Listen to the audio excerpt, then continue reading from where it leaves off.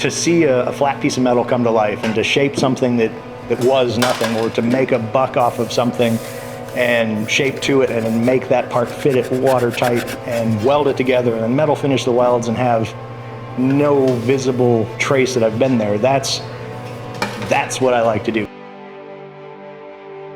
My name is Jeremy Minamyer, and I was born in Youngstown, Ohio, well, just outside of Youngstown, Ohio. I spent the first 18 years of my life up there. I'm a metal shaper by trade. When I was a kid, all I wanted to do was old cars. Myself and my three brothers were all in the 4-H when we were kids, and we were in the welding wizards. I learned how to stick weld and MIG weld and use a plasma cutter and cut with a torch and bend tube and stuff. And I started doing that when I was like 6. My Uncle Joe, he was the king. Hair slicked back, sleeves rolled up, worked in a steel mill from the time he was a kid, owns every single car he ever bought in his entire life. He's got a 49 Merc that's beautiful, original paint, you're starting to see some of the gray primer come through on the fenders, original, beautiful car. His Merc, it broke something in my brain. It was something that I couldn't wrap my head around when I saw it for the first time. And growing up, I'm like, this is incredible. I want that.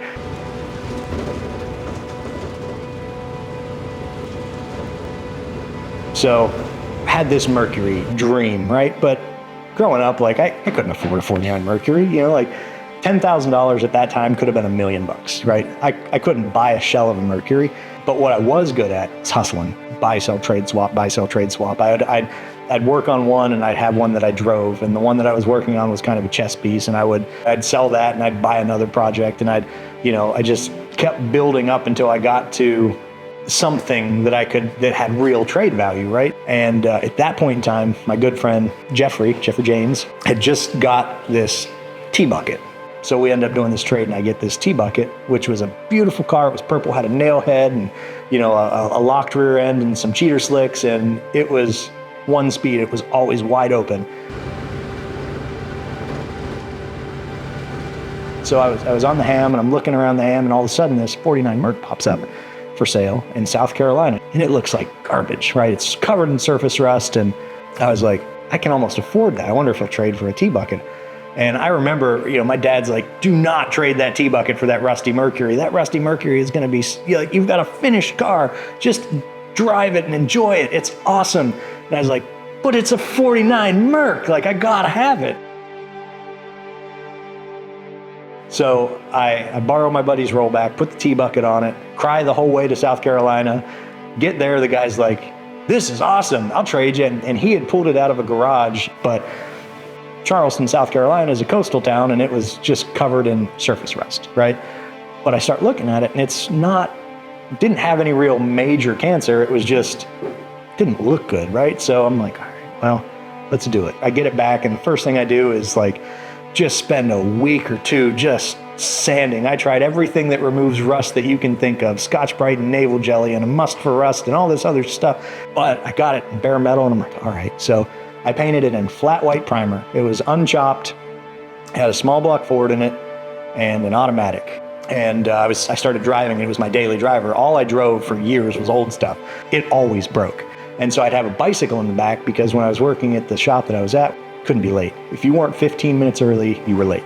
I'd blow it up, I'd break it, I'd lose brakes, I'd trash a transmission, lose forward gear, whatever, I'd pull off into a ditch, sprint around to the back of the car, and I'd get on my little BMX bike, and I'd haul ass to work on the back on a bicycle. I would just book it, 7-8 miles, whatever it took, I'd get there.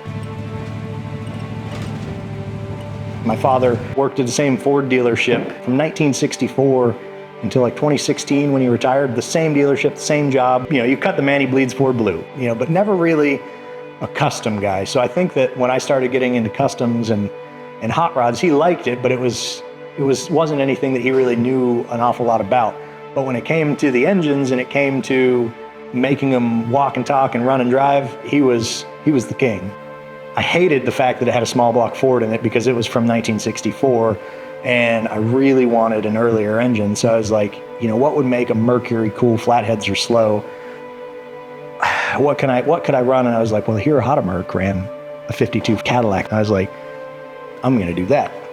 So then I start looking at, well, what can I do for what can I do for a transmission that's going to withstand the abuse that I plan on giving this thing? I was like, well, it's got to be a LaSalle, right? You know, you can't break a LaSalle. That's what they drag raced behind, you know, blown Emmys in the 50s. So I had the car how I wanted it. My father, he first came down to visit, and we fired it up, and just by hearing it run, he said, shut it off. I had too much piston to wall clearance on the pistons, and it was knocking and all this, and so we pulled it back out and went through it again, and I had to find another block, and you know, my dad helped me get all the valve timing and everything sorted out and showed me the quick way to do that. And I hustled to get it in paint because I said, Dad, drive to North Carolina in 2 weeks, we're driving to New Jersey. And he said, what do you mean? I said, we're going to take my Mercury and we're going to drive to Wildwood, New Jersey. And he said, awesome. So he drove 500 miles down, day of, helped me change the oil in the Merc and grease the front bearings and do a nut and bolt on the suspension and everything. And then we loaded up, and all of us took off and hauled ass to Wildwood, New Jersey. And he, you know, every time that I talked to him, he'd bring up that show and how much fun that was. And, you know, we had had big plans to do something like that again, but, you know, life has a tendency of getting in the way. And, you know, it just was something that I wish that we would have. Right now where the Merc sits is, you know, in this state of in between. Like, I really want to finish the car to what my level is now. At this point, I want to bring it back in the shop, blow it apart completely, and redo all the gaps, rebuild all the hinges, and make everything just open and close perfect, you know, because it has settled over the years. And there's some things on the car that I won't touch. I won't do anything different on the roof because, you know, I had some really good friends helping me on that.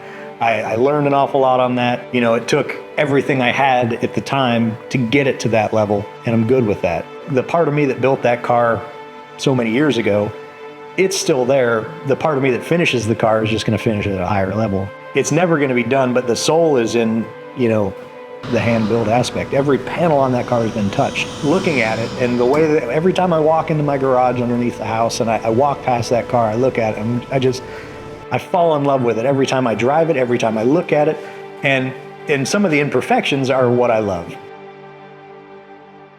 If I won the lottery tomorrow, there would be signs, but really there would just be noise. I would be out here and my neighbors would love me because I would run that hammer from 7 in the morning until midnight.